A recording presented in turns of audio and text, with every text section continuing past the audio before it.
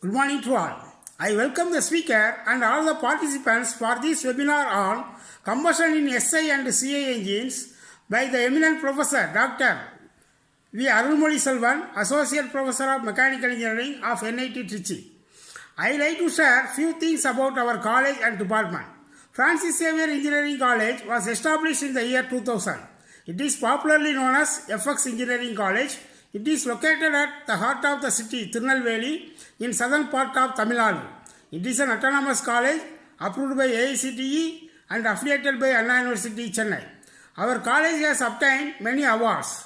Our college is a good place for learning, gaining knowledge, personality development, skill development, getting placement in reputed companies, training on entrepreneurship development, and motivation for higher studies through GATE.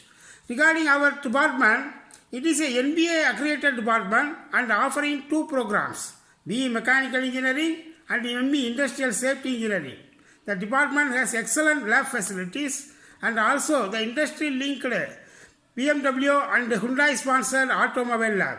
We are offering the international certification program on Fanuc CNC programming and AutoCAD. We provide skill development program in mechanical softwares, fabrication of bicycle, fabrication of bike, and fabrication of cars. Our department is a well industry-linked department, signed MOU with nearby various processing, manufacturing, and servicing industry. Through this, we are regularly arranging the industrial visit, in-plant training, intensive training, guest lecture, and industry projects. Our department is a student-friendly department and encouraging the students to participate in various co-curricular, extracurricular, and sports activities. They are attending various competitions and winning prizes. Our department has many self-interest groups to improve the research activities of faculties with the students. The research area of our department are bioenergy, solar energy, composite material, and waste heat recovery. We have organized many international conferences and national conferences, workshops, and funded seminars. I hope this webinar will be more useful for all of us. I congratulate the organizer of this webinar, Dr. Samuel Hansen. Thanking you.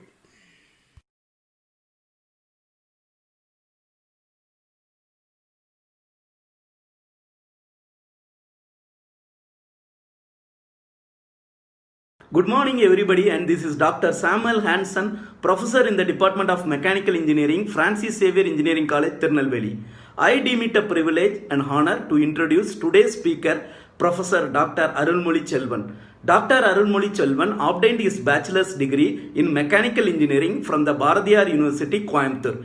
He completed his master's in Energy Engineering from the National Institute of Technology, Trichy. He also earned his doctoral degree from the same university. He started his career as an assistant professor in the Mechanical Engineering Department at JJ College of Engineering, Trichy in the year 1996. Presently, he is working as an associate professor in the Mechanical Engineering Department, National Institute of Technology, Trichy.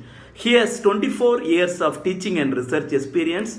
His area of research includes renewable energy, nanoparticle additives, engine and biofuels. He filed 3 patents on the theme Waste Management to Intellectual Property India, Government of India. He has published a number of research articles in peer-reviewed journals and also contributed a few book chapters. He has also guided 5 PhD research scholars. He is an active reviewer for the international journals such as Energy, Applied Energy, and Renewable Energy from Elsevier Publications. He has received more than 40 lakhs as a research grant from the Ministry of Human Resource Development. He also received the Green Environment Award for his self-financed contribution towards creation and maintenance of green environment at NEET campus in the year 2013. He has also served as scientific member for various international conferences on mechanical engineering throughout his career. Hope you are all ears to hear from this eminent expert, Dr. Arulmozhi Selvan. I wish and pray that this session is fruitful to all the participants. Hearty welcomes here. Now over to Dr. Arulmozhi Selvan.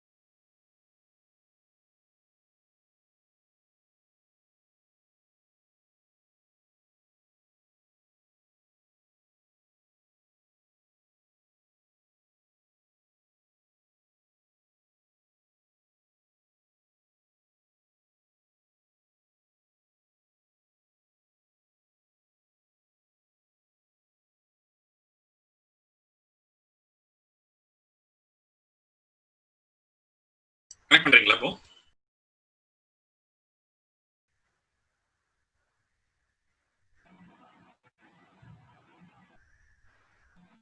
Hello, start பண்ணலாம் sir.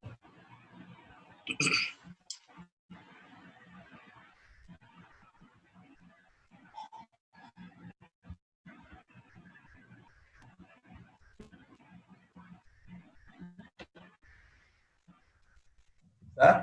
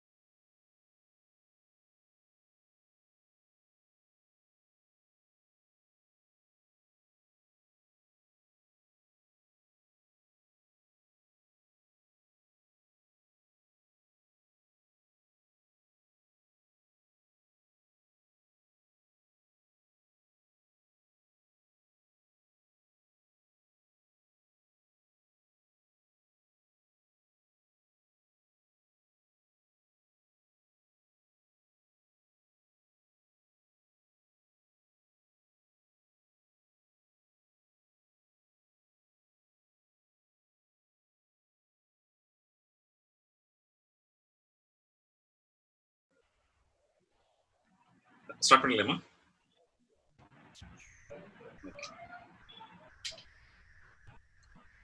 Good morning, all. So I'm very much happy to share my experiences for the past 24 years in the field of mechanical engineering, especially in the field of IC engines and combustion and emission characteristics. I'm very much thankful to Francis Xavier Engineering College for giving me this opportunity to meet you all and share our experiences. So the today's in CA and SA engines. So the moment this has been posted in Facebook page, I got some comments about what about the life of the engines in future, because already we started some initiative for moving from ICE engine powered vehicles into electric vehicle technology. So this will happen once we establish a reliable system for operation of these charging stations, then issues in the batteries, battery disposal. So all those things are very important. So this needs to be addressed. So it will take some time to completely move away from IC engine. But IC engines cannot be replaced because of the advantages it has. So the engine is a power source which is highly reliable and more compact. So we don't want to simply throw away the developed technology. So there are two threats. One is the availability of the fossil fuel, so which is expected to be available for another 25 years. And next, the emission. The emission are concerned. We have very stringent emission norms. Like now we have moved into Bharat 6 standards, which is equivalent to the Euro 6 norms. So the driving force is we have to develop the engine to meet the emission requirement, and we have to self-sustain on fuel.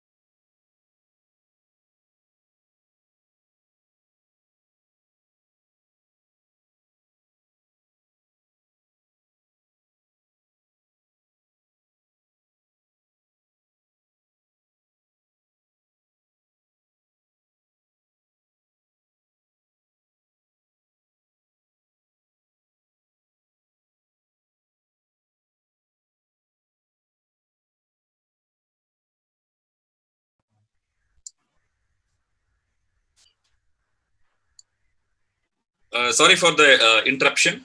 So there is a technical problem on connectivity. So I'll start again. Okay, this combustion in CA engines are very relevant today because of the driving force behind the emission regulations. So the emission regulations are very stringent. It requires very linear emissions, so which makes us to drive for development of the viable and the technology which will meet the standards. So as far as this ICE engines are concerned, the life of ICE engines is based on the availability of the fuel. So as the availability of fuel is concerned, the fossil fuels will be available for a particular period, say about 25 years. So we have to find an alternative mechanism where this the wonderful technology of this engine can be used continuously. So now people are also trying for various power sources, starting from electric vehicle technology, uh, the power from fuel cells, power from solar energy. So all those things are in research level. and slowly we started entering into the market.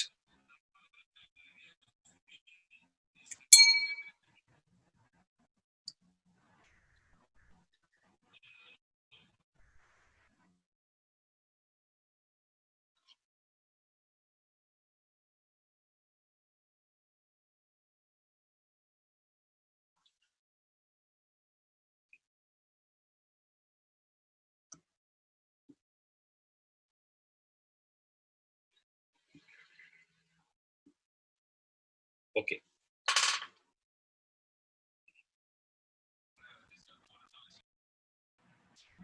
Yes. So the internal combustion engines, you have very wide variety of engines available, starting from very small capacity for uh, 50 cc application in two wheelers to very big engines like ships. So not only that, you have internal combustion engines like what we use in aircraft applications.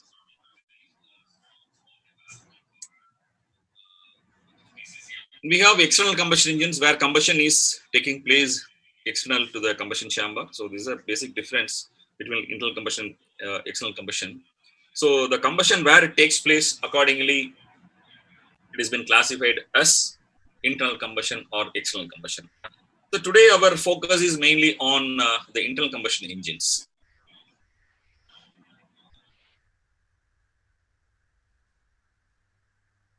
The classification of IC engine,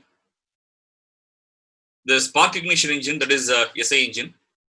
The combustion process in each cycle is started by an external spark. Then the compression ignition engine, that's called CA engine. The combustion process starts when the air fuel mixture self ignites due to high temperature in the combustion chamber caused by high compression. So what actually happens? The method of combustion is important. So basically, how you are able to burn the fuel inside the combustion chamber, whether in the form of uh, the fuel with the help of the spark plug or with the help of a simple compression. So the moment it starts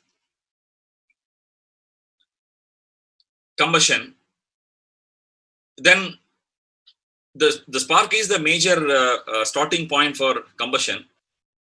The spark is introduced with the help of a spark plug in case of SA engine. And from the spark, the flame develops and the flame propagates and the entire charge is being burned. So the same thing is happening in CA engine. You have multiple ignition points, so which causes for combustion.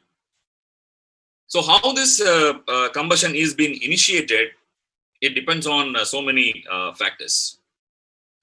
So basically the ignition quality of the fuel plays a major role in deciding the combustion. So one is the auto ignition temperature of this fuel. So when the auto ignition temperature is less, then this can be burned with the help of even compression. When the compression takes place, the pressure increases and temperature increases. So which is sufficient once the auto ignition point is reached. So you get multiple ignition points in case of compression ignition engines. A simple compression will be sufficient to ignite the charge. But what you have is a multiple ignition points inside the cylinder. Whereas the SA engines, what we use, the fuel is a gasoline, which is having very high auto ignition temperature, which cannot be reached with the help of only compression. So we need an assistance, what we call is a spark plug. So the spark plug does the job. So the charge is being compressed to high pressure and it is ready for combustion. The moment the spark is introduced with the help of electrical circuit, then flame develops and the entire charge getting burned.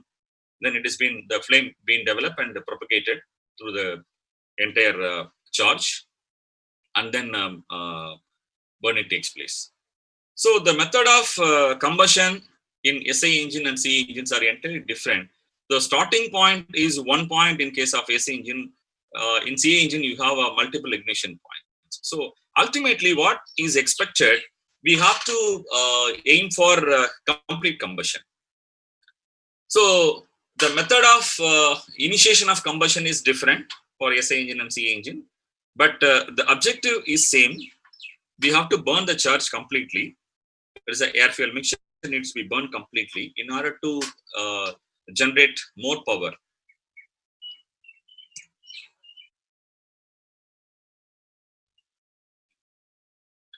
The spark ignition engine is a combustion strategy, highly volatile with a high self-ignition temperature. Ignition after thorough mixing of air and fuel. So this mixing of air and fuel is again another important aspect in case of combustion. So the proper mixing enhance the combustion. Improper mixing of air and fuel leads for incomplete combustion, which causes for the formation of carbon monoxide emissions and hydrocarbon emissions. In case of compression ignition engines, the less volatile and low self-ignition temperature fuels being used so that it can be burned with the help of even the compression. So the two-stroke engines are the simple form of IC engine, which is mainly used for small application as well as for very big applications. The two-stroke engines, you have advantage of generating one power stroke in every crank revolutions.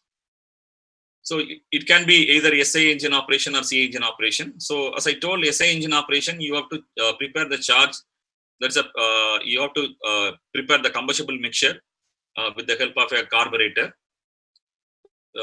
So air and fuel needs to be properly mixed, and the combustible mixture needs to be sent to the combustion chamber.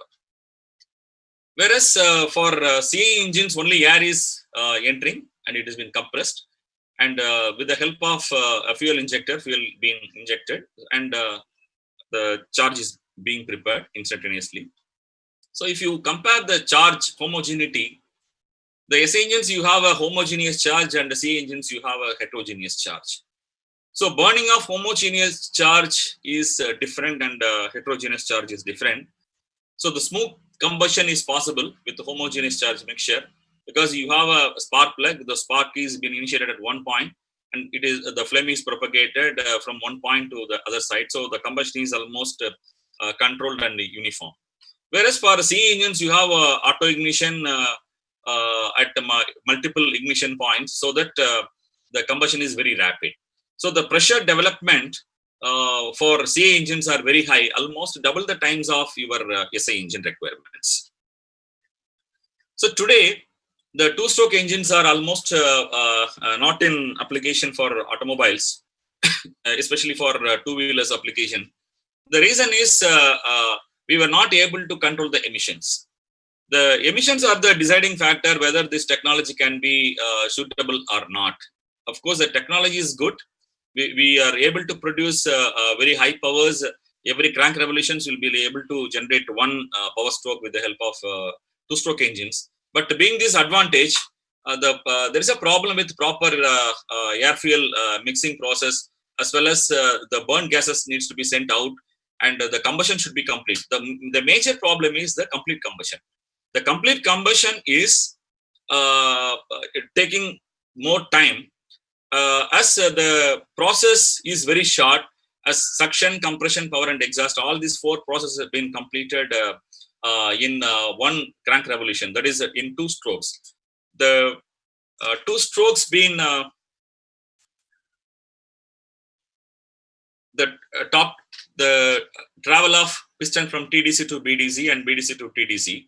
So within this period, we should be able to complete these four processes. So being the time,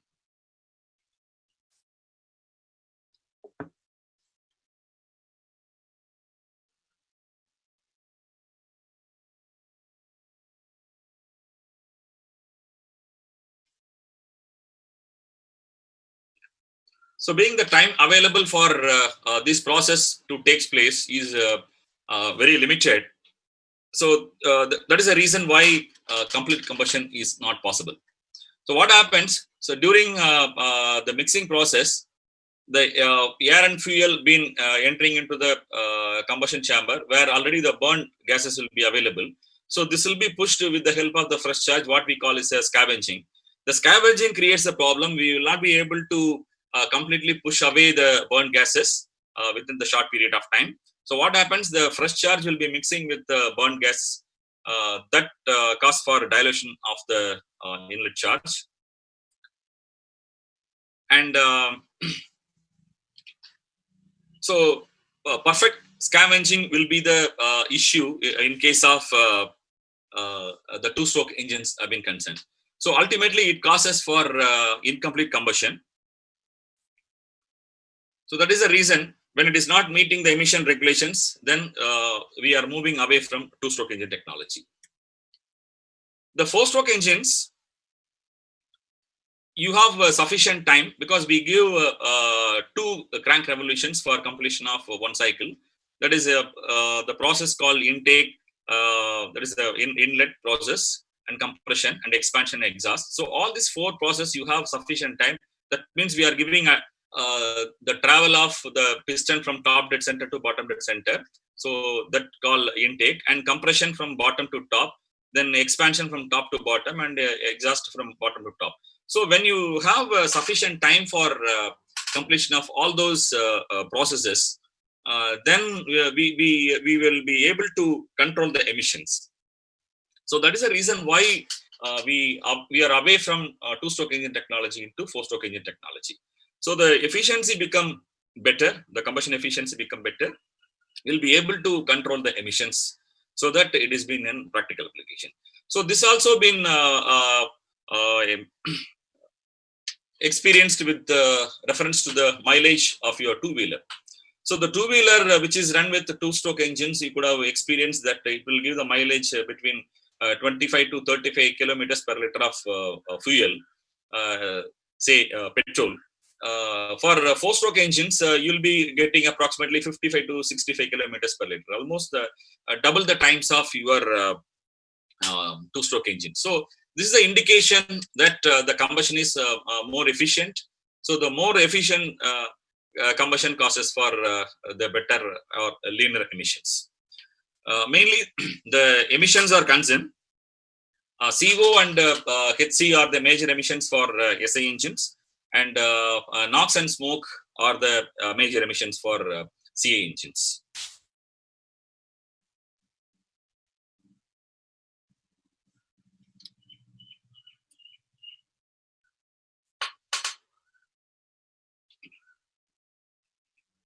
Okay. So we want to develop the system in such a way that it will perform better. We want to use available combustion chamber to have more charges. That's a air fuel mixture. So we are going with turbochargers and superchargers. So which will compress the air fuel mixture or the air, so that the mass of the charge become more, so that we'll be able to produce more energy within the available combustion space. So the turbochargers uses the energy of these exhaust gases. So you have a turbine, exhaust gas driven turbine, which is coupled with the compressor. So we are not spending any energy from the output shaft. That's a crankshaft. Whereas the superchargers takes energy from the crankshaft of the engine. So this is again a compressor is driven by the power generated from the brake power. So there will be reduction of the brake power because of the operation of the supercharger. So it is advisable to go with turbochargers as it takes energy from the waste exhaust gas. Okay. So the properties of fuel. This is very important to take decision on what kind of engine you can go for it, and how to improve the efficiency of the engine, how to improve the combustion characteristics of the engine. So basically, the gasoline and diesel are the major fossil fuels used in IC engine. There are two factors which is deciding. That is a octane number and the cetane number of the fuel. As far as gasoline is concerned, we are taking octane number as a reference for better combustion, and for diesel is concerned, we take cetane number as a reference. We use different additives for enhancement of this octane number or cetane number. So this fuel, the cetane number and octane number, both measure the tendency of the fuel to ignite spontaneously. So what you can see, the octane number available in the petrol stations, it is available as regular gasoline as 87 octane and premium gasoline with the 93 octane. So the measurement of the fuel's ability to resist ignition caused by pressure and heat and resist knocking or ping. So because of the resistance to knock, so we will be able to go for very high pressures, and the high pressure development causes for higher power generation. As far as the rating of this octane number is concerned, it's a combination of this isooctane and N-heptane. So the isooctane have octane rating of 100 and N-heptane has octane rating of 0. And this combination of this will be compared with this available fuel in order to achieve the octane number of the available fuel. The octane rating of gasoline is defined by the comparison with mixture of this isooctane and heptane that would have the same anti-knocking capacity as a fuel under test. The percentage by volume trimethyl pentane in that mixture is the octane number of this fuel. You have a different classification like research octane number and motor octane number determined in a single cylinder test engine in the laboratory. And we have another classification called the road octane number, measures anti-knock performance of multi-cylinder engine in actual vehicle under road driving conditions. The research octane number determined at 600 RPM engine speed with spark timing set at 13 degrees BTDC represents mild driving conditions without consistent heavy loads. Motor octane number determined at 900 RPM engine speed with the spark timing adjusted inversely to compression ratio represent severe sustained high speed and high load driving. The cetane number ignites very easily under compression, so it was assigned a cetane number of 100, and alpha methyl naphthalene was assigned as a cetane number of 0. All other hydrocarbons in diesel fuel are indexed to cetane as how well they ignite under compression. The cetane number therefore measures how quickly the fuel starts to burn, that's auto ignites under diesel engine conditions. The cetane rating indicates the cold starting ability of the diesel fuel. Most automakers recommend a cetane rating of about 45. High cetane rating means the fuel will ignite easily from heat and pressure and burn quickly. Alkyl nitrates and dietert butyl peroxide are used as additives to raise the cetane number. The cetane number refers to the ease with which diesel fuel ignites easily at a relatively low temperature. The higher cetane related with improved combustion, improved cold starting, reduced noise, white smoke, HC, CO, and particulate emissions. So now we have to choose the fuel very carefully. Okay, so what kind of fuel we are using? So it's better to go for a higher cetane number or higher octane number fuel in order to have a better performance and leaner emissions. So the comparison of the cetane and octane numbers. So the cetane rating for diesel fuel and gasoline octane rating. So for fast burning, so the cetane number have to be higher side. That's starting from 30 to 30, 40, 50, 60 like this. So approximately what is available with commercial diesel will be 43 to 45 the cetane available. We can go for cetane enhancers to improve the cetane number. So the limiting factor become the knocking of this fuel. So we have to control the knocking so that that we will be able to minimize the problem of this engine. So then we'll discuss knocking in detail later. So this knocking or detonation happens both gasoline engine as the octane number keep on increasing, and we have to go for a higher octane number without having knocking. So the octane number starting from 70, 80, 90 and 100. So what is commercially available will be ranging from 87 to 93. And this causes for slow burning. When the number is increased, octane rating is increased, it causes for slow burning. Whereas for C10, when the number is being increased, it causes for the fast burning. Okay. So combustion in CA engines, the combustion is defined as a rapid chemical combination of hydrogen and carbon in fuel with oxygen in air, resulting in liberation of energy in the form of heat.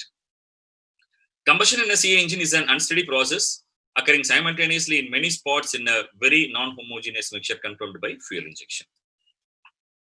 Only air is contained in the cylinder during compression stroke, and a much higher compressed ratios 12 to 24 are used in CA engines. In addition to a swill and turbulence of the air, a high injection velocity is needed to spread the fuel throughout the cylinder and cause it to mix with the air. Injection time is usually about 20 degrees before 20 degrees Celsius of crank rotation. That is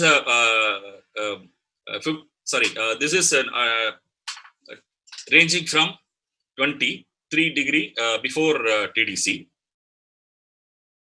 The air-fuel ratio is again another important aspect of deciding the combustion inside the combustion chamber. The air-fuel ratio is the ratio between the mass of air and the mass of fuel in the fuel-air mixture at any given moment. The stoichiometric mixture is the ideal ratio of air to fuel that burns all fuel with no excess air. The air-fuel equivalence ratio, that is a lambda, is a ratio of actual air-fuel ratio to stoichiometry for a given mixture. So lambda is 1 is at stoichiometry, and rich mixtures it is less than 1, and the lean mixtures it is greater than 1. Then fuel air equivalence ratio, that is 5, is of a system is defined as the ratio of the fuel to oxidizer ratio to stoichiometric fuel to oxidizer ratio. So here we are using the terminology what we call as a stoichiometric mixture. So what is stoichiometric mixture? So we have to burn the fuel completely. So the chemically correct air and fuel to take part in combustion and burn completely is called the stoichiometric mixture.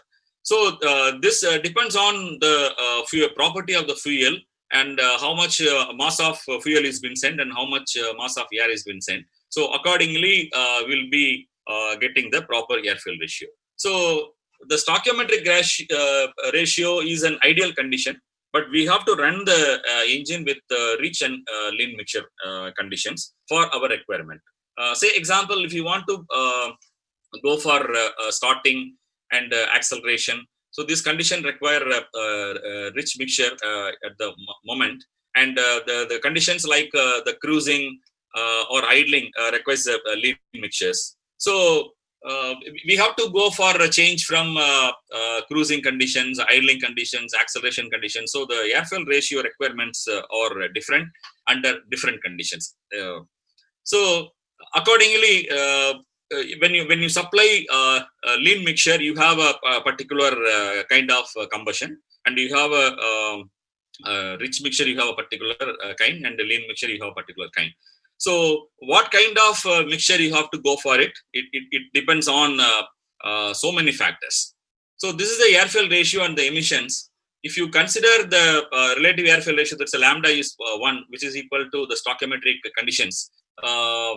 When you consider these NO emissions, nitrogen oxide emissions, so this left side, that's a rich zone, and the right side you have a lean zone. So if you consider the rich zone, when it is the NO emissions keep on increasing up to the relative airfoil ratio of 1, that's equivalent to stoichiometry. So if you are running your engine at a stoichiometric conditions, your NO emissions will be very high. And if you go for linear emissions, the NO emissions become decreasing. So the higher the lean mixtures, okay, causes for reduction of this NO emission. Similarly, the more rich is also causing for leaner NO emissions. So if you consider only the NO as a reference, so you have to decide whether you can go for rich or lean, okay, as far as NO is concerned. But the problem is not only relies with the NO, you have another emissions also. Say example, if you take example the hydrocarbon emissions, the HC emissions are leaner at the stoichiometric conditions.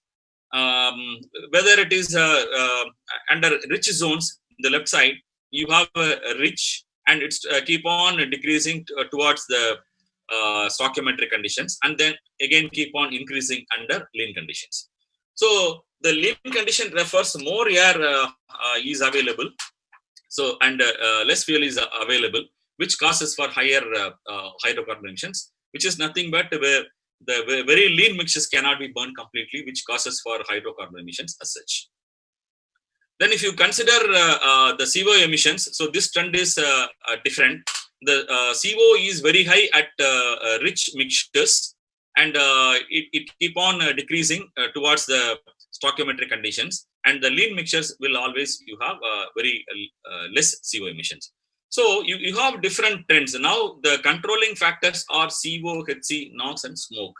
Okay, so we have to balance whether you have to run on stoichiometric condition or rich zone or lean zone. So this will be the proportion of these exhaust gases.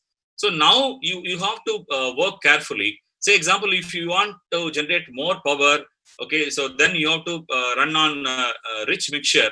So in such case, the NO emissions keep on increasing. So we have to apply the NO reduction technique separately in order to control the emissions.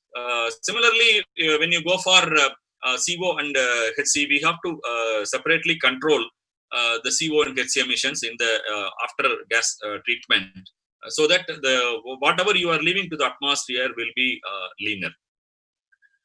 So there are two techniques available for controlling this combustion and emission. So one is the in-cylinder technique. Wherever possible, we control inside the combustion chamber itself, and later what is coming in the tailpipe. So there we use the catalytic converters or particulate trap where we control these emissions. The factors awaiting the CA engine combustion: the injection rate, it's a cost for the spray, and the piston kinematics, which causes for the turbulence, basically the swell, and then this entrained air mass to the premixed combustion, and kinetics of this turbulence to the diffused combustion, and vaporization of the fuel, which takes part in combustion. So, and finally, it causes for the heat release rate. So we have to work on so many factors, like how the fuel is being prepared. Okay, like automation of this fuel based on the injection rate, the nozzle of this fuel, what kind of spray you are generating, whether it is a cone spray or a fan spray.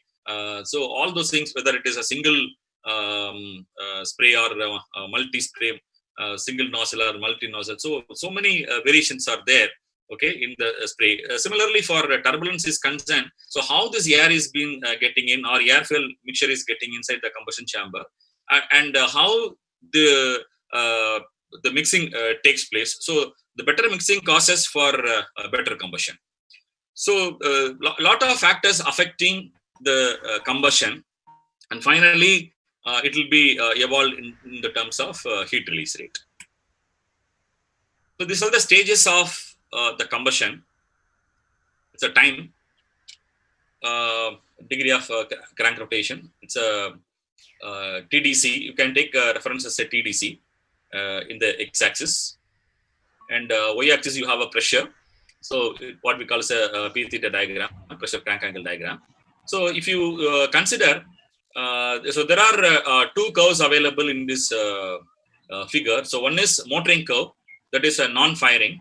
There's a pressure development inside the combustion chamber when the piston moves from bottom dead center to top dead center and coming back. So this is the pressure development without take part in combustion. Then the second curve, what we is the top curve. It's a combustion curve.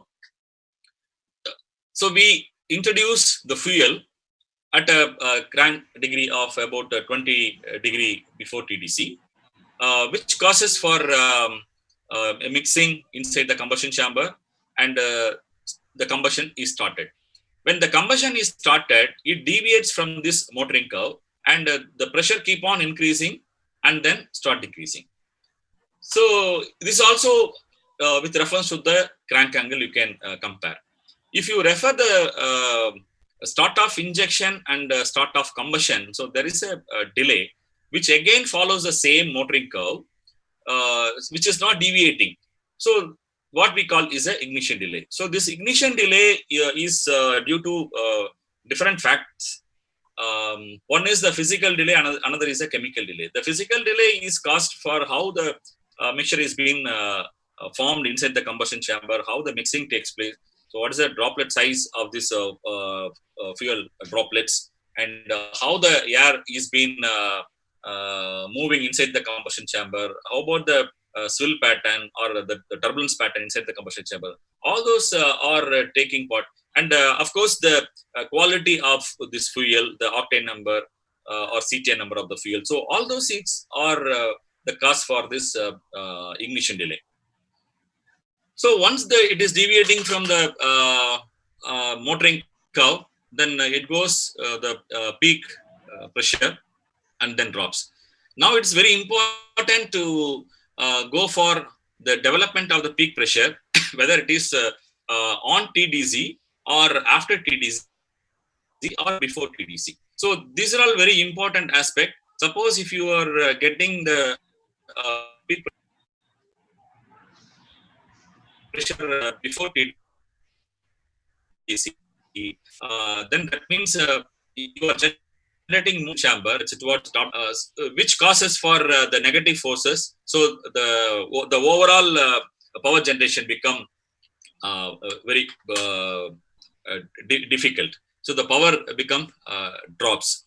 Then what is desirable? The worst case, it should be at least at the TDC, and the desirable case is after TDC. So after TDC means the piston starts moving downwards towards the BDC, whereas the pressure keep on increasing. So this is a desirable condition. Even though the expansion process takes place, the pressure keep on increasing. But in general case, expansion means pressure should drop, whereas the pressure keep on increasing because of the combustion of the fuel. So this is a desirable case. So how this is being obtained is based on where we are starting the combustion. So where we are starting the combustion is again we have to determine. So in order to generate the maximum brake power. So what we call is a maximum brake torque timing. So this timings is based on again the start of injection. So where we have to start the injection. So this injection needs to be designed very carefully in order to start the combustion in such a way that the peak pressure is obtained after TDC. Okay, so this is the desirable and requirement for generation of more power. So this start of injections and start of combustion. So this we have to record with the help of a pressure sensor mounted inside the combustion chamber, and with refers to crank angle. So we use crank angle encoders for recording the crank angle, and we use pressure sensors for measurement of the pressure. And these two data have been plotted, and we'll be able to compare the motoring curve with the combustion curve. So the ignition delay, as we discussed earlier, so now it is coming into picture. So we have to identify what is the ignition delay available. So accordingly, so if you start injecting the fuel at this crank angle, so how much ignition delay is present and where the start of combustion takes place. So accordingly, we have to design very carefully on the timing of this injection. So this is about the fuel jet in CA engine. Okay, so the fuel is being coming out of the fuel nozzle, and you can see the core jet, and you can see the depth of jet. The depth of jet is again another important factor. So it has to go to a very higher depth, and the velocity of this fuel is also again another important aspect, and the front of jet. So all those things are very important aspects. So this is going to be getting mixed with the air available, and air is also to be available at higher turbulence. So better air fuel mixing takes place. So these are the stages of combustion. It's a fuel injection, ignition delay, rapid combustion is a pre-mixed phase, and controlled combustion is a diffusion phase, and then after burning. So if you see the stages of combustion, the fuel is injected, and then spray formation and atomization takes place, and fuel vaporization takes place, and the air is entering to the combustion chamber. And then after proper air fuel mixing, once the auto ignition temperature reaches, then you get multiple ignition points, and through that the spark is developed, and from this spark the flame is being developed, and the flame will be burning the entire mixture. So this is what the combustion takes place inside the CA engine.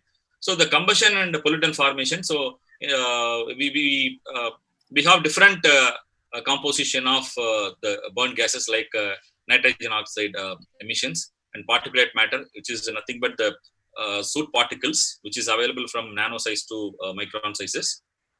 Then unburned hydrocarbon emissions.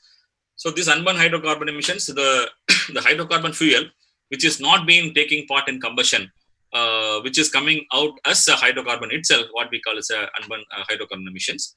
So these are all the major pollutants from this CA engine.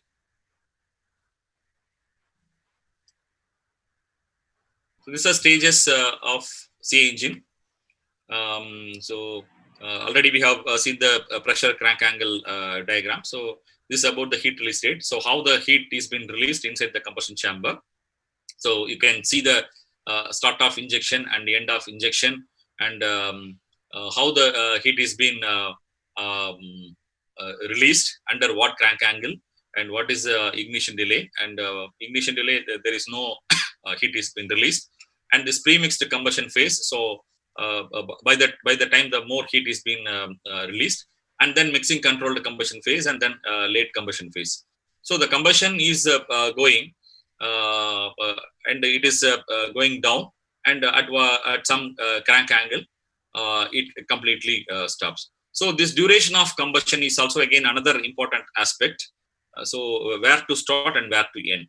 So the duration, if it is very short, what we call is a knocking combustion. So when knocking takes place, so all the charge will be burned within no time, instantaneously, which causes for very high pressure and temperature development. So what you are seeing, this pre-mixed combustion phase, mixing control combustion phase, late combustion phase. So this trend will not be followed in case of knocking combustion. So instantaneous combustion takes place, so which causes for a very high pressure temperature development, so that even it can damage the engine, and even a small knocking is also cause for very high temperature development. Maybe the engine may not fail, but the high temperature causes for the higher NOx emission due to the Zeldovich mechanism. The ignition delay is a fuel injected directly into the cylinder towards the end of the compression stroke. The liquid fuel atomizes into small drops and penetrates into the combustion chamber. The fuel vaporizes and mixes with the high temperature, high pressure air. Then the pre-mixed combustion phase, that's a B2C, the combustion of the fuel which has mixed with the air to within flammability limits. Air at high temperature and high pressure during the ignition delay period occurs rapidly in a few crankings. Mixing control combustion phase, that's a C2D. After pre-mixed gas consumed, the burning rate is controlled by the rate at which mixture becomes available for burning. The rate of burning is controlled in this phase primarily by the fuel air mixing process. The late combustion phase, the heat release may proceed at a lower rate, well into expansion stroke. So no additional fuel injected during this phase. Combustion of any unburned liquid fuel and soot is responsible for this. So this is about the mass of fuel and the heat generated and the pressure development with reference to the crank angle. So this you can relate with the pressure crank angle diagram. So how the heat is being generated and how the pressure varies, and how about the fuel supply. So these are all with reference to the crank angle. So now, as I told, one of the most important parameter is the fuel preparation in case of the engine. So as far as C engines are concerned, the common rail direct injection system is widely used today because it involves very high pressure developed in the fuel, so around 1,800 to 2,000 bar pressure.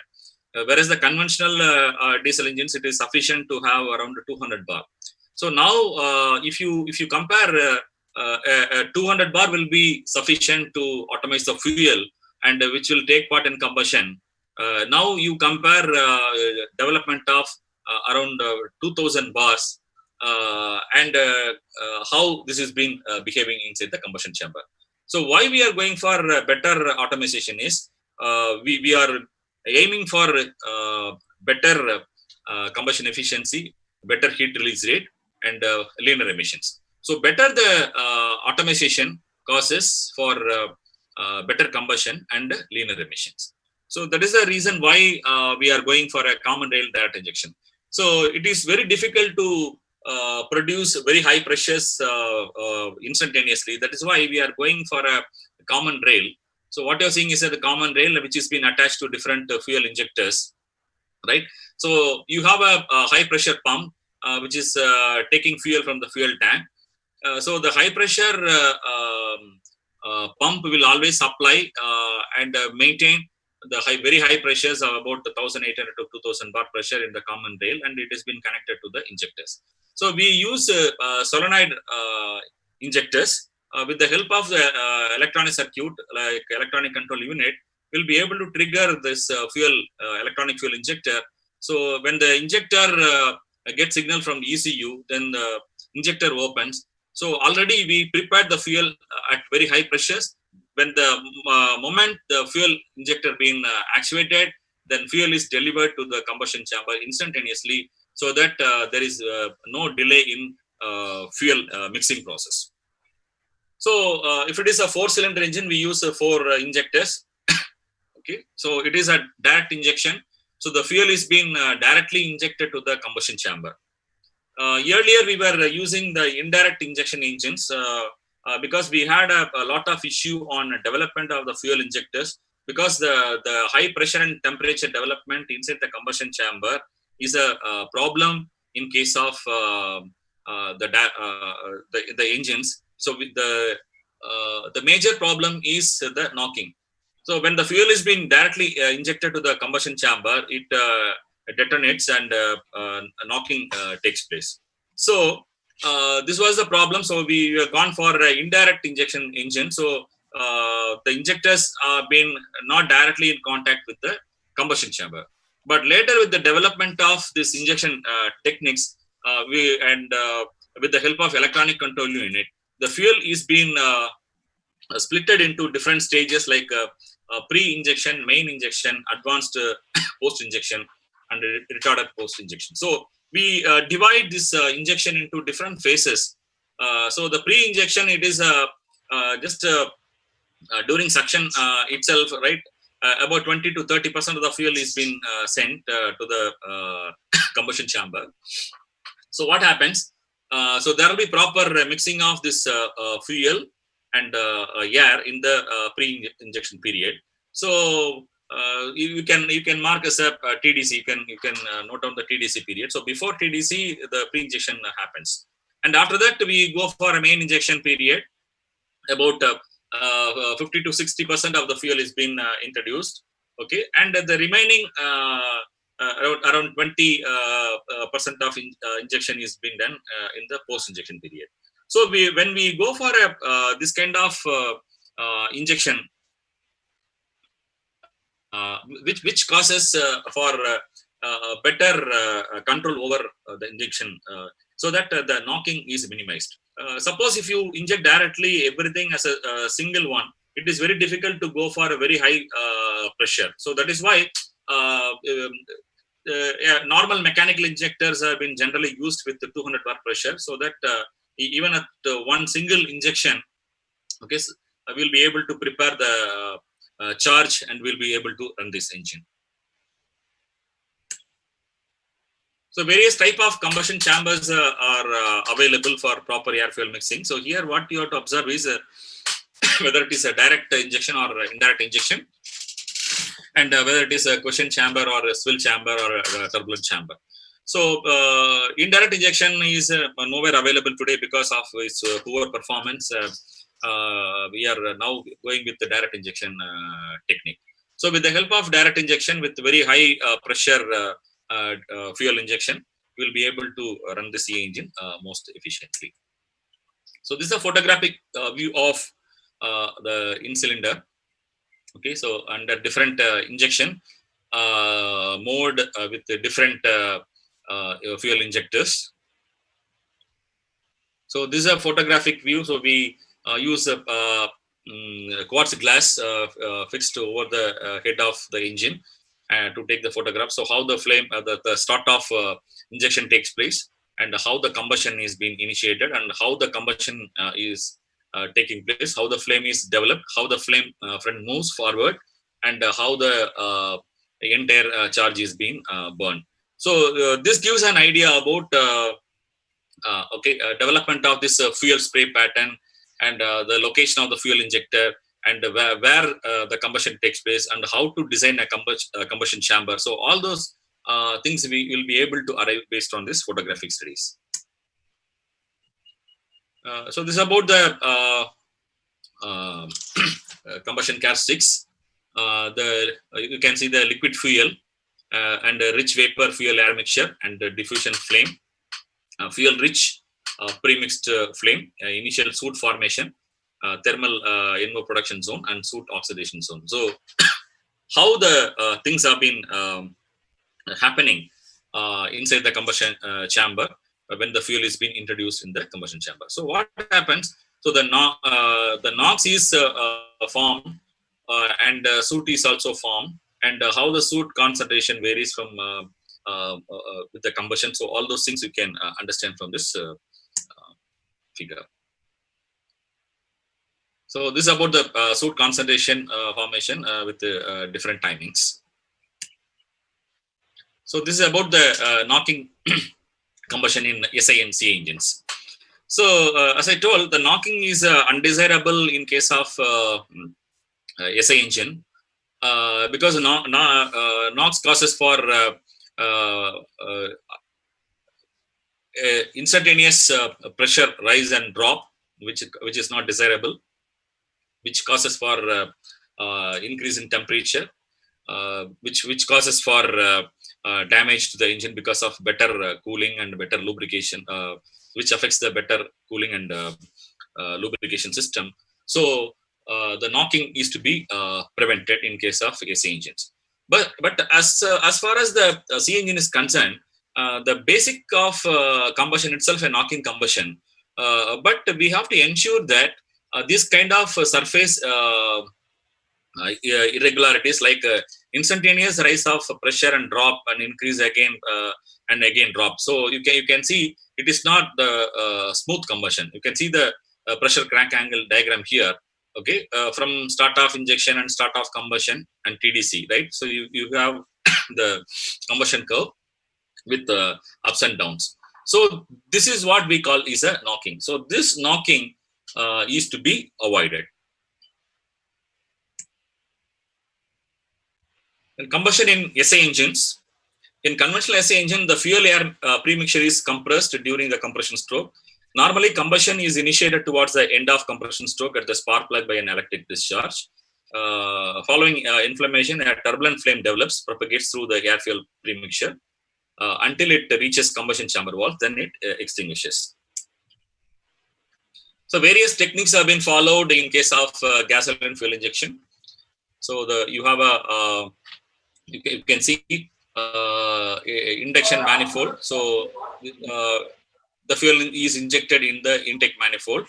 So that is one aspect. So earlier we will be using carburetors for this purpose. After that, the throttle body injectors (TBA) is being used. So where fuel is being injected. And another technology is a indirect multi-point injection. That's a MPFI engine. So the fuel is being injected in the inlet in the induction side, intake manifold itself, and then air fuel mixing takes place in the intake manifold. Then after that, the development of the direct injection have come. So direct injection of petrol inside the combustion chamber. So this is a very difficult task because the fuel auto ignites and it causes for detonation and knocking. Once you introduce petrol in direct injection to the combustion chamber. So what happens? Another challenge is if you go for a carburetor, then it's a natural aspiration, and the fuel will be taken from the float chamber with the help of pressure difference between your combustion chamber and the atmosphere. So even at a very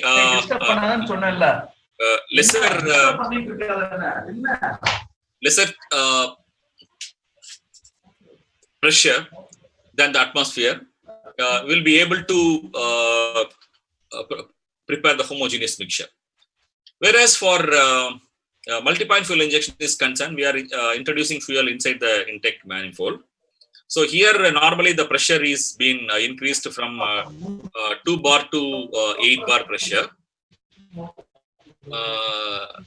Whereas if you want to introduce a fuel inside the combustion chamber directly, in such case, then the combustion pressure development inside the combustion chamber is approximately 30 to 40 bar pressure is available. So we have to go for very high pressure. So it should be more than 30 to 40 bar pressure. So what is happening in a direct injection, that is what we call a GDI, gasoline direct injection engines. The fuel is injected at 100 bar pressure. So the challenges are when you go for 100 bar pressure fuel, which causes for detonation knocking. So this has been eliminated or minimized with the help of phased injection and very lean mixtures. So we'll be able to avoid this knocking and detonation with gasoline direct injection. So now we have two classification. One is a complete combustion and another is a incomplete combustion. The intake, the hydrocarbon, then air, there is a fuel and air will be sent, the HC, O2 and N2. So oxygen and nitrogen is available in air. Then combustion takes place and it goes for, it takes part in combustion and then it leaves in the exhaust. That's in the exhaust you have carbon dioxide. Causes for complete combustion, but it is very difficult to have always complete combustion. So certain things cannot be burned, so which will be resulting in hydrocarbon as such, which is not taking part in combustion, and carbon monoxide will be there, which is resulting of incomplete combustion. So in addition to that, the regular CO2, nitrogen, and water will be present. Now, the challenge is how to go for complete combustion. So complete combustion is a challenge. So how to go for it? So that is why the research is being carried out by many researchers. And the commercially available engines are designed to operate on petroleum fuels like petrol or diesel.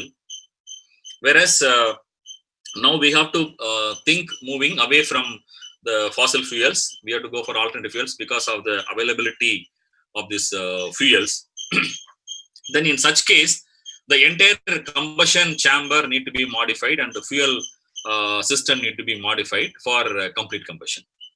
So that is what the people are doing a lot of research on IC engines. Mainly, they work on alternate fuels. So how these alternate fuels are compatible with the IC engines and how to burn completely and how to self-sustain in future when there is no fossil fuels are available.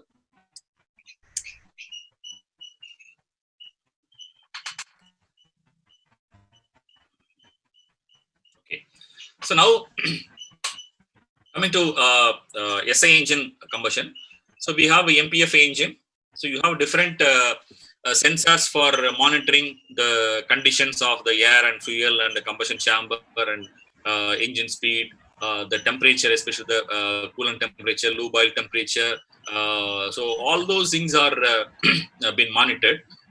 Then the throttle position, the fuel pressure, the oxygen availability in the air. So all those things being monitored. And so these signals have been given to the electronic control unit.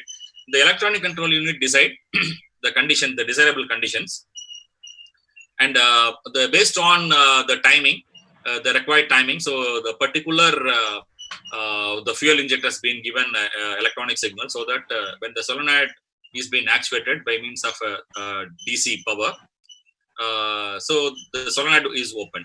So now, in contrary to the CA engine, so where the fuel pressure is in CRDA is gone up to 2000 bar, here MPFI can operate from 2 bar to 8 bar. So minimum 2 bar will be sufficient to operate an MPFI engine. Whereas if you go for a gasoline direct injection engines, we have to increase the fuel pressure to 100 bar.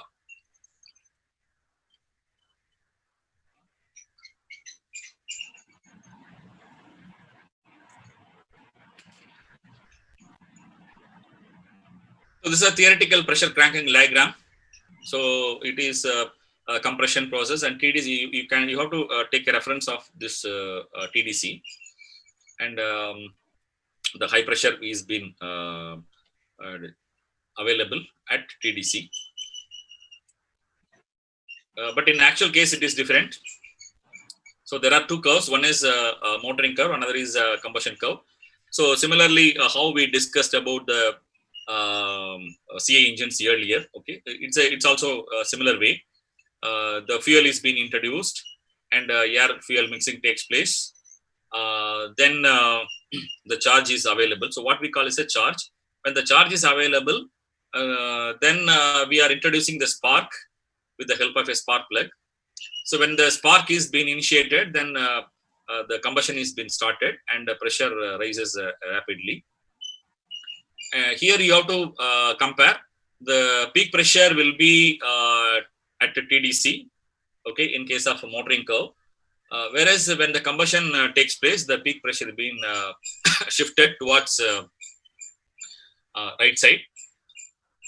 So as I told earlier for C engines, here also the timings are very important. So where we have to generate the peak pressure. So when the peak pressure is obtained after TDC, it is desirable. So here the ignition lag, or what we call is a ignition delay. The ignition delay we have to take into account. Okay, so this is again based on the octane number of this fuel. Then how the propagation of the flame takes place and how the afterburning takes place. So by keeping in all view, by measuring the pressure variation with reference to crank angle, we have to tune the engine and what is the optimum spark timing. So what we call is a MBT timing, maximum brake torque timing. The spark discharge at 30 degree and flame is visible at 24 degree. So nearly circular flame propagates outward from spark plug location. Irregular shape of turbulent flame front is apparent. At top dead center, flame diameter approximate two-thirds of the cylinder bore. Flame reaches the farthest cylinder wall at 15 after TDC. So this is all at the crank angle, right? These angles are being with reference to the crank angle. But the combustion continues for another 10 degree. So this is about the details of flame travel. The time of flame travel across the chamber, and you have different zones like area 1, 2, and 3, and distance of flame travel across the chamber.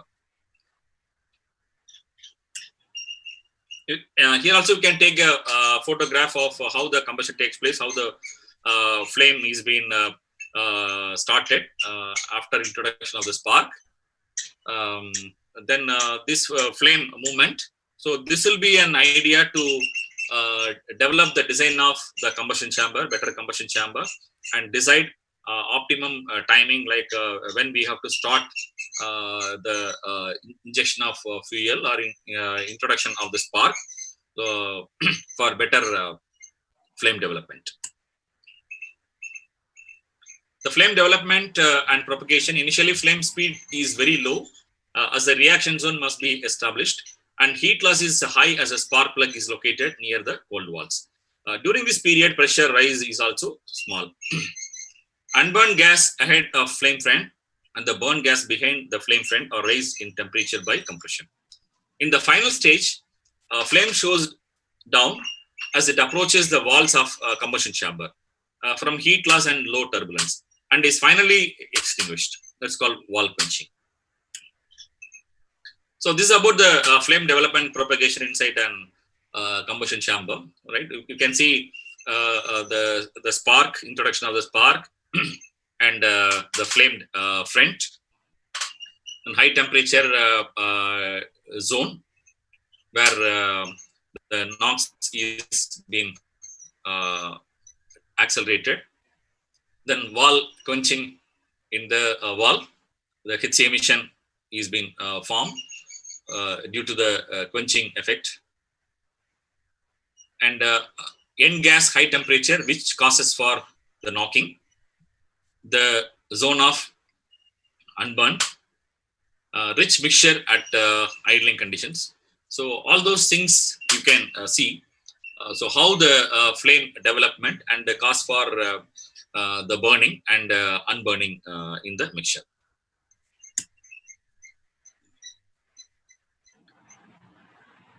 So this is a pressure versus crank angle for SI engines. So you can have a reference of the TDC, that is 0 in x-axis, and the spark, introduction of the spark, and you can see the ignition delay and how the combustion curve is being altered, and you can compare with the motoring curve. Right, so you can see the combustion curve, different combustion curve like 1, 2, 3, 4, 5. There are 5 curves available. This combustion curve, which is having different peak pressure.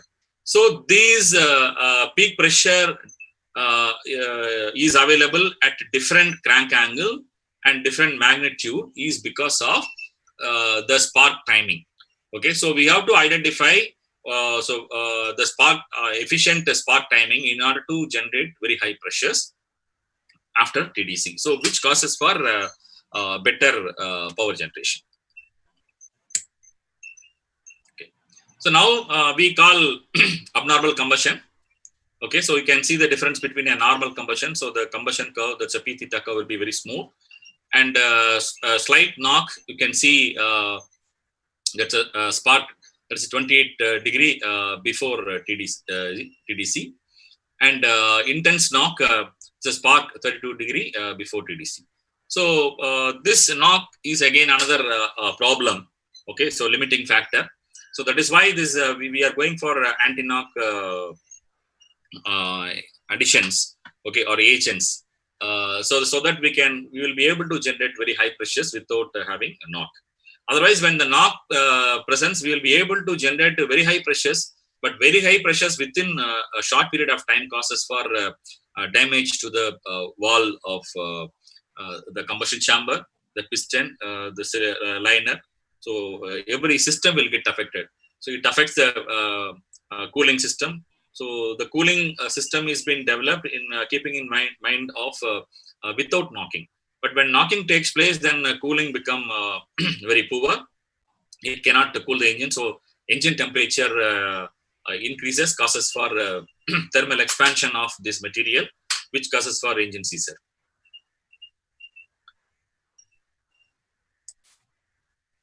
The knock spontaneous ignition of a portion of N gas, the fuel, air, residual gas mixture ahead of the flame front occurs. When knock takes place, there is an extremely rapid release of much of the chemical energy in the N gas, causing very high local pressures and the propagation of pressure waves of substantial amplitude across the combustion chamber. Then surface ignition.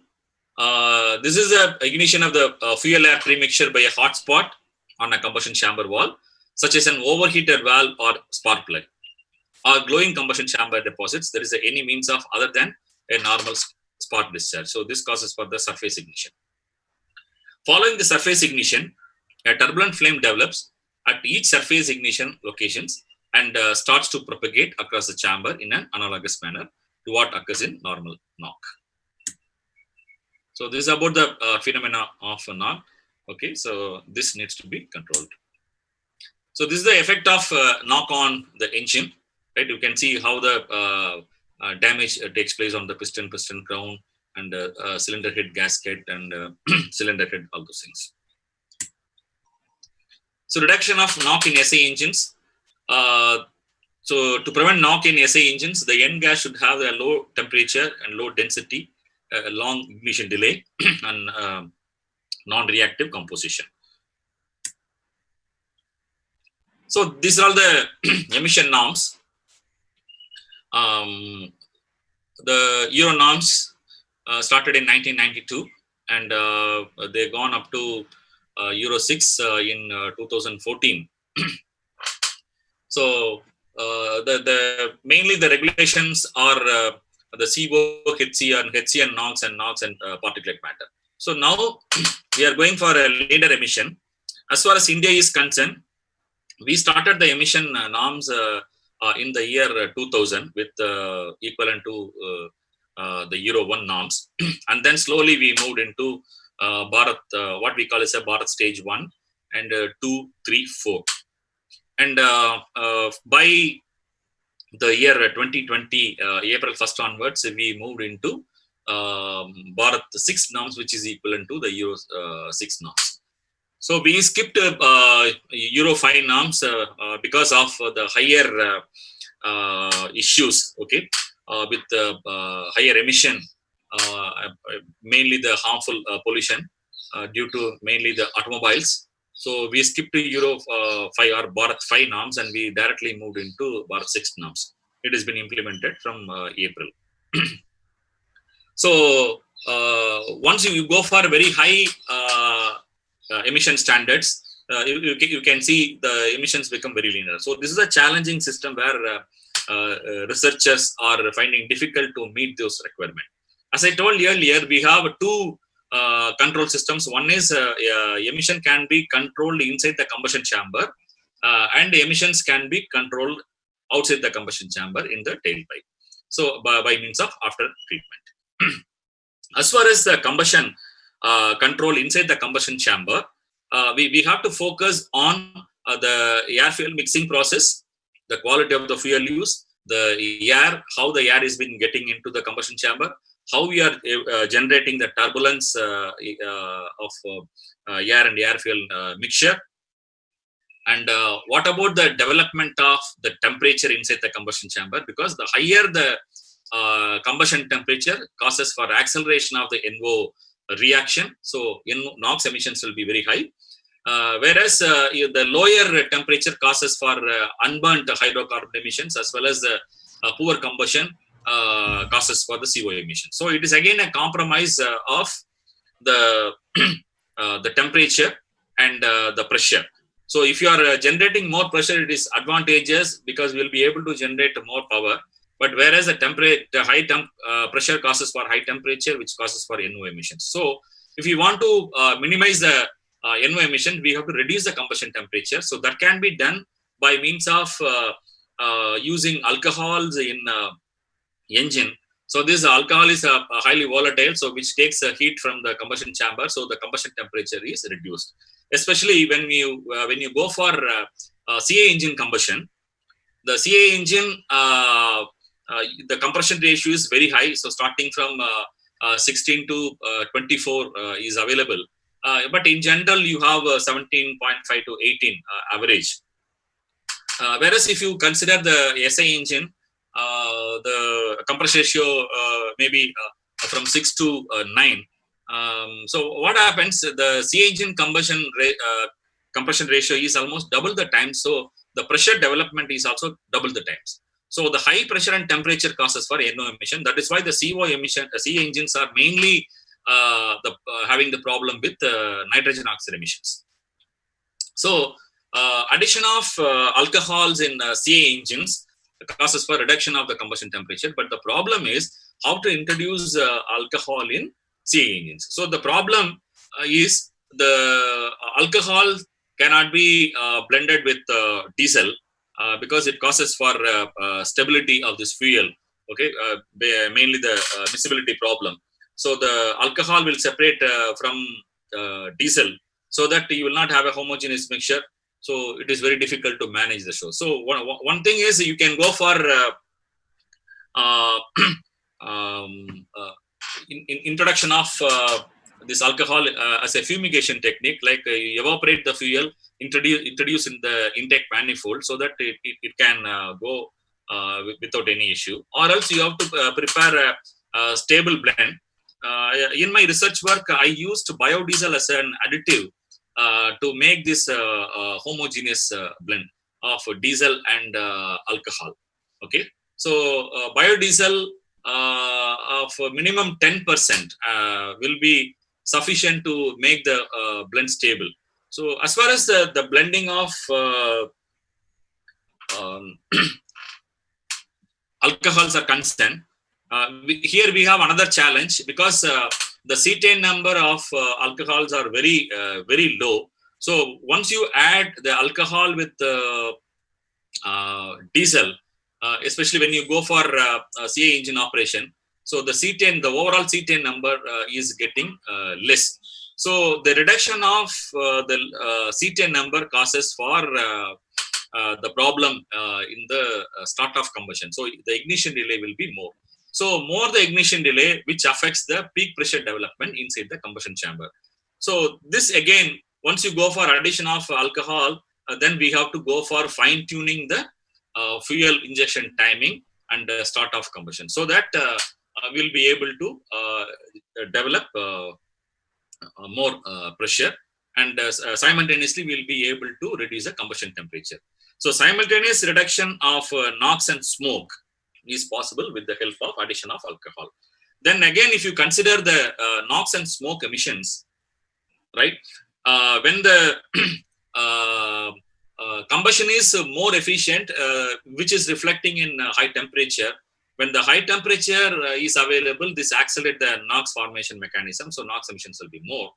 Whereas when the temperature is very high, that is nothing but better combustion, which causes for reduction of this smoke emissions. But when you reduce the combustion temperature, then it affects the problem, that is smoke will be more. So smoke is again another issue with particulate matter. Okay, so the particulate matter needs to be controlled because it is a carcinogenic in nature. So the World Health Organization declared that particulate matter is carcinogenic. So we have to trap all the particulate matters, and we have to burn separately, and we have to leave the clean gas to the atmosphere. So that is what in Bharat the 6 standard norms. So we are treating this burn gases.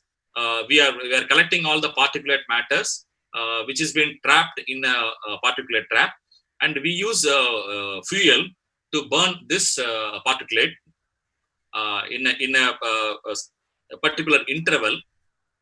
So what we call is a regeneration.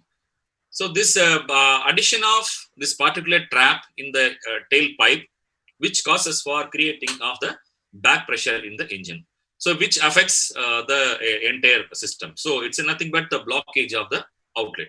So we have to go for regeneration of this particulate trap at a frequent interval, so that this exhaust gas flow is not getting affected. So it's again another technical challenge. So when you go for finer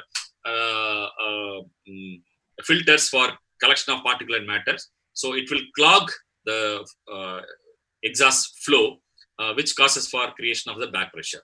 So if you go for coarse mesh, then smaller particles cannot be trapped. So especially another problem is the particulate matters consist of not only the micron size particles, it also consists of the nanoparticles.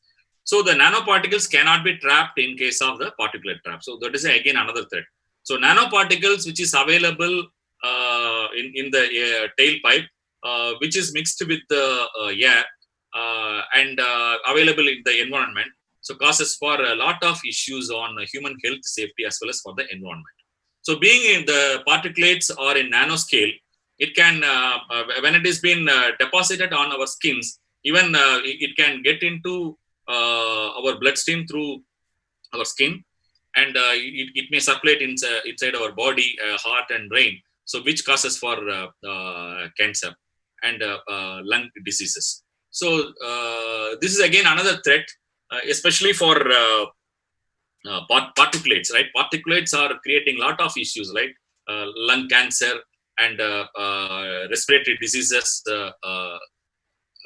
So about 50 million people are dying because of this, especially the pollution, right? Pollution due to this particulate matter. Okay, so this is evident from the recent emission index, right? What we have at different cities, okay, throughout the world. Okay, so especially in India, okay, so Delhi is most affected with particulate matter, right? So these particles are forming as a smog, okay, when it is being mixed with the atmosphere, and when we inhale, it causes for severe respiratory problems. And now because of the recent lockdown, okay, so there is a very limited movement of this vehicle, and even the complete lockdown, there is no vehicle is on road, which causes for complete settle down of all these emissions, the particulates, all those things. When people have reported from different states that they were able to see even Mount Everest, so during this lockdown period. So this is evident that so how this smoke, okay, and these gases are existing in the environment. Okay, so one of the major thing is we have to go away by combustion. So that is the only thing we have to think over if you are working on the environmental pollution control. But how you are able to go away by combustion is a very big challenge, because even if you take example of this electric vehicle, so electric vehicles need charging stations, and these charging stations need electricity, and these electricity are mainly produced by means of conventional power plants. The conventional power plants are basically the coal powered thermal power plants. We have a hydel power plant and solar power plant and wind power plants, but these production are very limited, which cannot satisfy the demand of what we have today. So now we are depending on these fossil fuels like coal thermal power stations, so which again we are creating pollution to the atmosphere. So here we have to do this analysis. Okay, so what is your energy requirement for your running your vehicles, or what are the applications? So this energy is being produced. If it is from renewable sources, then it is clean energy. Suppose if you are producing again from thermal power stations like using coal, then it is again you are polluting. So only difference is if you are polluting your environment through IC engine, it is from various sources. It's a diluted system at different places. But whereas if you are depending on this thermal power stations, you are polluting the environment at limited places. But if you calculate in terms of energy, then you have to go for energy balance and mass balance. So how much energy you need, accordingly, you need to spend the mass of fuel.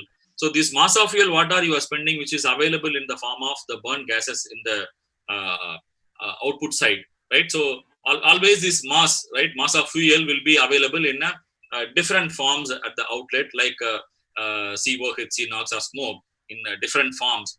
Okay, so always is emission, that the emission will be same. So only thing is we have to go for alternative energy technologies where we are completely away from combustion. So that is the only way if you are really planning for emission reduction. Otherwise, it is a compromise, right? Suppose if you are not able to live without the comfort what we have today, okay, then we have to live with this kind of technology. Again, it will pollute the environment as well as it will be affecting our human health. But the thing is, we are converting the harmful gases into harmless gases. That is the only thing we are doing. But the harmless gases, what we call the CO2, is a result of better combustion, is again the polluting the environment in the form of the global warming. Okay, so CO is poisonous, so we convert the CO into CO2, but CO would again pollute the environment. CO2 is non-poisonous, so that is why we are choosing conversion of CO into CO2 with the help of a catalytic converter. Whereas CO is poisonous, so we are not supposed to release in the form of CO. Okay. So this is about the Indian emission standard, started from Bharat's standard emissions 1 and 2, 3, and 4. Okay, and 2010 itself, we have gone Euro 4 norms, which is Bharat 4 norm, and in 2020, okay, so now we moved into Euro 6 standards, which is equivalent to Bharat 6 norms. Okay. So this is about the summary of this combustion SI engines. So whatever we have discussed, right, the homogeneous mixture of petrol vapor and the air is compressed. There's a CR from 6 to 11 at the end of compression stroke and is ignited at one place by spark plug. In case of CA engine, air alone is compressed through large compression ratio and fuel is injected at high pressure from 110 to 200 bar in a fuel injection. Whereas when we go for CRDA engines, we go up to 1800 to 2000 bar. Then single for SI engine, single definite flame front progress through air fuel mixture, and the entire mixture will be in combustible range. In CA engine, fuel is not injected at once, but spread over the period of time. Initial droplets meet air whose temperature is above self-ignition temperature and ignite after ignition delay. In SI engine, for effective combustion, turbulence is required. Turbulence which is required in SI engine implies a disordered air motion with no general direction flow to break up the surface of flame front and to distribute the shreds of flame throughout in extremely prepared homogeneous combustible mixture. In CA engine, for effective combustion, swill is required. Swill which is required in CA engine implies an orderly movement of whole body of air with a particular direction of flow to bring a continuous supply of fresh air to each burning droplets and sweep away the products of combustion, which otherwise suffocate it. In SI engine, ignition occurs at one point with a slow rise in pressure. In CA engines, the ignition occurs at many points simultaneously with the consequent rapid rise in pressure. There is no definite flame front. In SI engine, physical delay is almost zero and the chemical delay controls the combustion. In CA engine, physical delay controls the combustion. In SI engine, air fuel ratio remains close to stoichiometric value from no load to full load. In CA engine, irrespective of the load at any speed, an approximately constant supply of air enters the cylinder with the change in load, quantity of fuel is changed to vary air fuel ratio. The overall air fuel ratio can range from 18 to 80:1. The delay period must be as long as possible. High octane fuel is required. That is a low cetane is required in case of SI engine. Delay period must be as short as possible. High cetane fuel is required. So these are all the most relevant publications which I have done in the area of IC engine combustion emissions. The first publication is on combustion characteristics of diesel oil using biodiesel as an additive in a direct injection combustion engine under various compression ratios. So this was published in the journal Energy and Fuels of American Chemical Society. Actually, this is a very good paper. If you want to learn more about the combustion characteristics, okay, you refer this paper. So here, all the combustion characteristics, starting from the fuel properties and the ignition delay, combustion duration, the heat release rate, and the emission formulation, and how this has been changing under different compression ratios. So almost all the points being touched upon, and how this biodiesel can be used as an additive, okay, in order to make this alcohol as compatible in CA engine. Okay, so this biodiesel acts as a bridging agent between diesel and alcohol, what we call as a diesel. Okay, so this diesel alcohol biodiesel blend, it's a new terminology. Later it was developed called diesel fuel blend. And the second paper is the effect of cerium oxide nanoparticles and carbon nanotubes as fuel borne additives in diesel blends on the performance, combustion, and emission characteristics of a variable combustion ratio engine. So this was published in the journal Fuel of elsewhere. This again another research domain where nanoparticle additives like cerium oxide nanoparticles and carbon nanotubes is a potential additive as a fuel borne additives in diesel fuel blends to improve the performance of the engine and combustion of the engine and reduce the harmful emissions into harmless emissions. So this is again another very good paper. Okay, you can refer. So this will throw insight on the use of nanoparticle additives on engine performance and the emission reductions. Then the third paper is also similar to the second paper, but here a different nanoparticle with waste chicken fat biodiesel on the operating characteristics of a combustion engines, which was published in Clean Technology and Environmental Policy with Springer publications. So this will give you an idea on research directions on what is happening nowadays and how to do research on this combustion. So what are the factors affecting the combustion and how to focus on the emissions. So thank you very much for your patience for listening the lecture throughout. So any questions you have, you're all welcome. Thank you, sir. Few questions.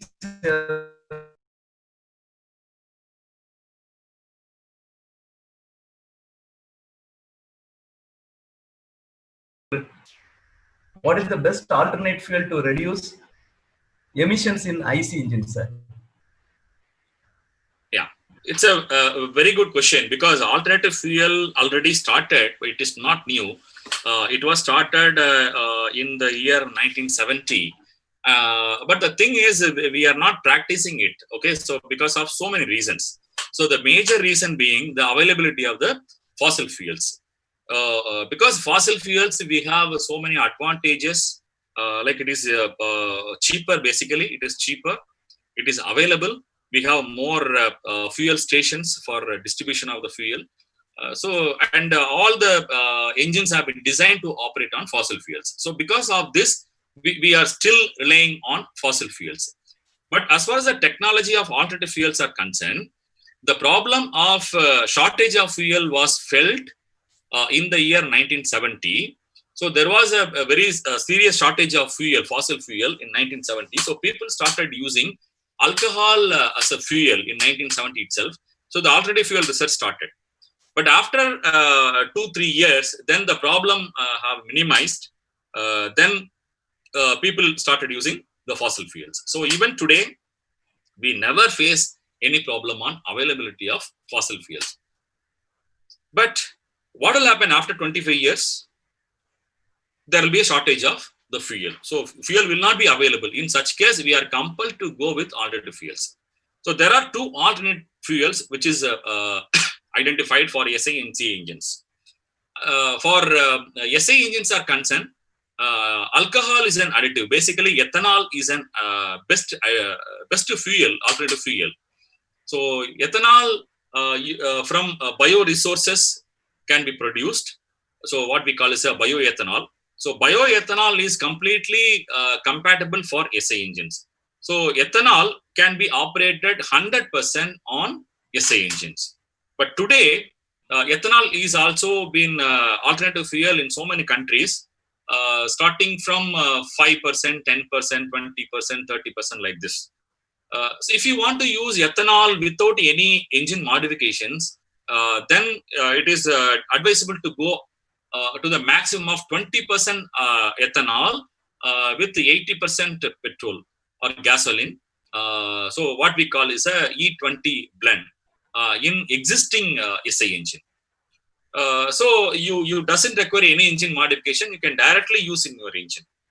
Whereas if you are planning to use the alcohol as a separate fuel with the engine, the existing engines need a lot of modifications because the calorific value of ethanol is very low, almost 50% less than the petrol what is available today.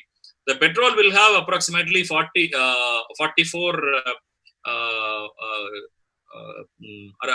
around 44,000 kilojoules per kilogram of fuel, whereas the ethanol you have around 23 kilojoules per kilogram of fuel. So what happens, you have to supply more quantity of fuel in order to generate the same energy. So the fuel line need to be modified. So that is why when we are going for a complete changeover from petrol to ethanol, we have to go for a fuel line modification. Similarly, the alcohol is corrosive in nature.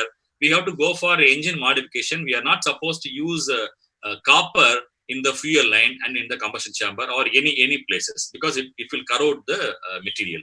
So because of highly corrosive nature of this alcohols, okay, then the material we have to go for alternate materials which will not affect by alcohols.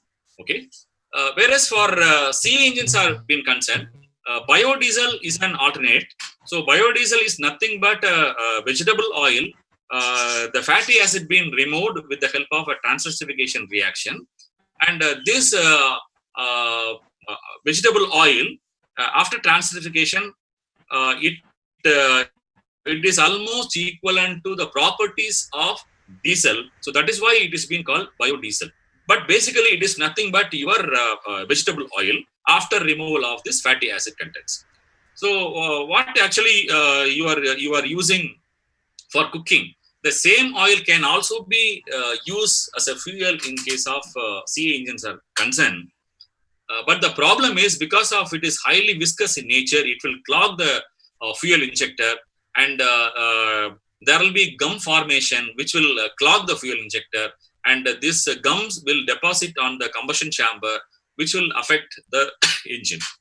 So in order to minimize this gum formation, we have to remove all this fat, and we are making the viscosity lesser, and which is equivalent to the diesel. So biodiesel can also be used 100% in engine, in CE engine, okay, what we conventionally call as a diesel engine.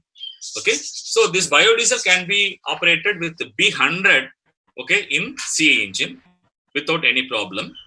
But the things are, we have to go for optimization of this engine performance parameters, like how the fuel spray need to be formed, because even though you are converting your vegetable oil into biodiesel, still the viscosity is higher than the diesel, conventional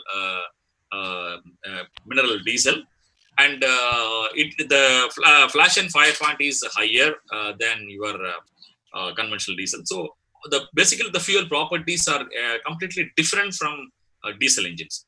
So once you are going for this kind of alternative fuel, then combustion become the problem. As we discussed, right, the ignition delay. Okay, so the ignition delay is one of the factor, and the combustion, the rate of heat release, combustion duration. So all those things we have to take into account in order to focus on emission. So we are going for today. We are going for blending of biodiesel with diesel. in terms of different percentage from 5% to 95%, even 100% we are using it. But now there are two things we have to take into account. One is whether we are going for without any engine modification or with engine modification. So today we have CA engines. So without any engine modification, if you want to go, you can go with biodiesel with the B20 blend. That is 20% biodiesel in 80% diesel. So that is a desirable system. Whereas if you are planning for 100% biodiesel, then we have to go for engine design, okay, which is compatible for B100. Then only we will be able to climb better combustion and leaner emissions. Okay. Thank you, sir. One more question from the participants, sir. Yeah. What is the maximum compression ratio achieved so far in spark ignition engines, SI engines? SA engines, okay. So SA engines, you can go up to 9 without any knocking problem. So it will run starting from 6. Okay. Sir, The deciding factor is the knocking, right? So it is advisable to go for higher compression ratio, but deciding factor is the knocking. Suppose if you are able to run the engine without any knocking problem, then it is fine. But the knocking, as I told, compression ratio is one of the factor and fuel is another factor. So when you focus on fuel with anti-knock additives, we'll be able to go with higher compression ratios. Even more than 9 also you can go, but normally we don't go because the higher compression ratio causes for more energy for compressing the engine. So that is also we have to take into account. So it is again the optimization of this engine operation. Yeah. Sir, one more question, sir, from the participant. What is the effect of combustion duration in engine emissions? Please repeat the question, sir. It's breaking. What is the effect of combustion duration in engine emission? Effect of combustion duration in engine emission. Yeah. So combustion duration is very, very important in formation of pollutants, right? So I have seen, I have shown some of the details.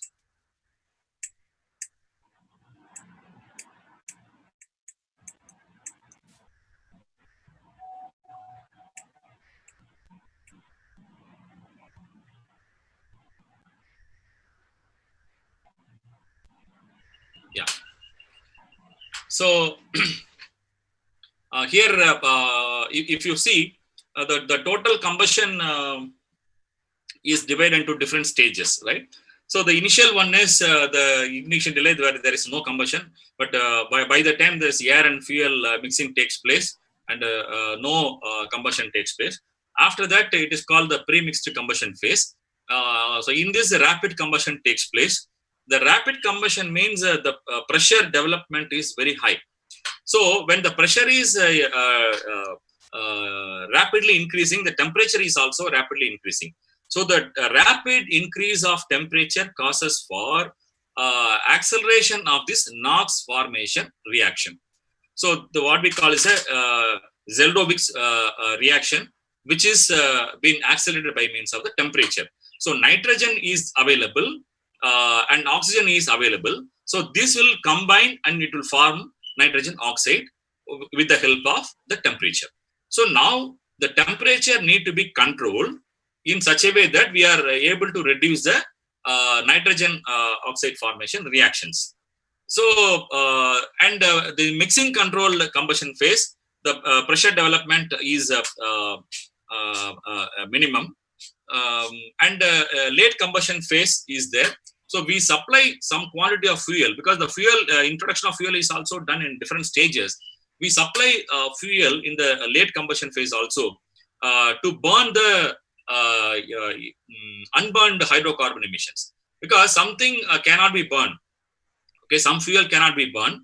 So this fuel will be burned with the help of introduction of the fuel in the late combustion phase. So the hydrocarbon emissions are being minimized. So now the combustion duration, enter combustion duration, we have to optimize very carefully. So when the combustion is starting, okay, that is before TDC, about 23 degree, we are injecting the fuel, and the peak pressure goes after TDC, and during the expansion stroke, combustion continues, and during even the compression, the exhaust stroke, the combustion takes place, and the burn gas has been moving out when the exhaust valve opens.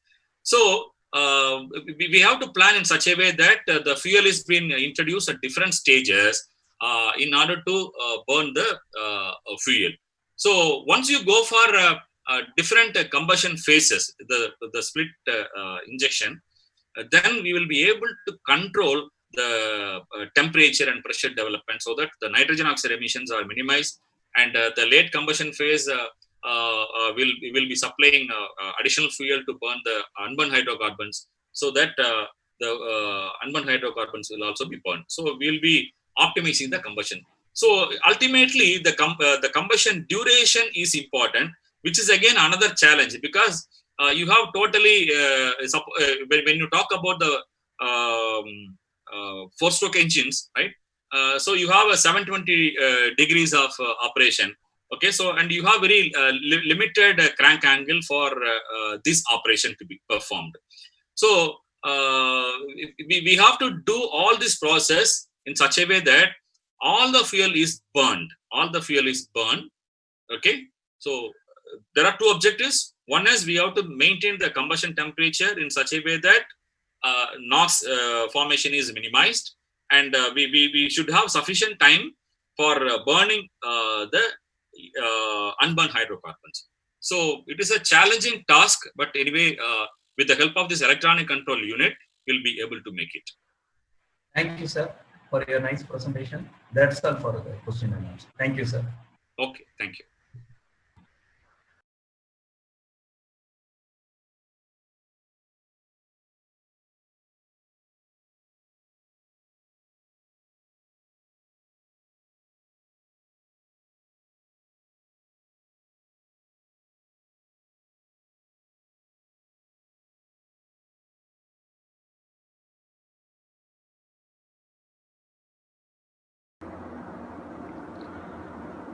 Good morning, everyone. I am honored and lucky to have the opportunity to give a vote of thanks on this special day. I hope you are all enjoyed this session. I liked Dr. Arulmozhi Selvan sir's speeches. The way in which he explained this subject was extraordinary.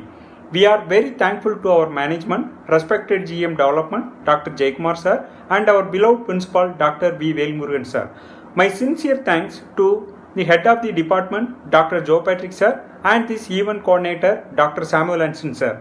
Then I thank to Dr. I. Nidhimanikam sir, Professor Ebenezer Sadish Paul sir, Professor Robinson sir, Professor G. Vairamani, and all my colleagues and student volunteers for their support. This webinar was made successful only because of the well-wishers, followers, and the participants of this event. On behalf of our institution and management, I sincerely extend our heartfelt thanks to all for making this event success. With these warm words and a kind message, we move to the end of today's seminar. Thank you.